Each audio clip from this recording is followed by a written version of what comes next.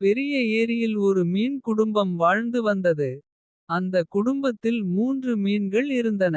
ஒரு நாள் அவர்கள் ஒவ்வொருவரும் தங்கள் மாறுபட்ட குணாதிசயங்களால் பிரித்து பார்க்கலாம். முதல் மீன் மிகுந்த அறிவாளியாகவும் எப்போதும் விழிப்பாகவும் இருந்தது. இரண்டாவது மீன் ஒருவேளை சிறிது சோம்பேறியாகவும் ஆனாலும் கவனம் செலுத்தும். மூன்றாவது மீன் மிகவும் சோம்பல், எப்போதும் விளையாட்டில் இருக்கும்போது கவனம் செலுத்தாமல் இருப்பது. ஒரு நாள் ஒரு மீன் பிடிப்பவர் ஏரியில் வலை வீசினார். முதன்மையான மீன் அவனைத் தாண்டி ஆபத்து வருவது என்பதை அறிந்து.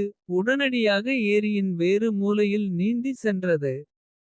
இரண்டாவது மீன் சில நேரம் தவறி விட்டாலும் முதன்மையான மீன் சொன்னதை அறிந்து பின்பற்றியது.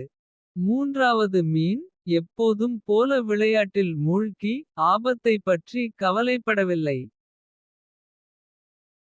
இந்த கதையால் நமக்கு என்ன கற்றுக்கொள்ள வேண்டும் என்பதே. நம் வாழ்க்கையில் எப்போதும் விழிப்புடன் இருக்க வேண்டும்.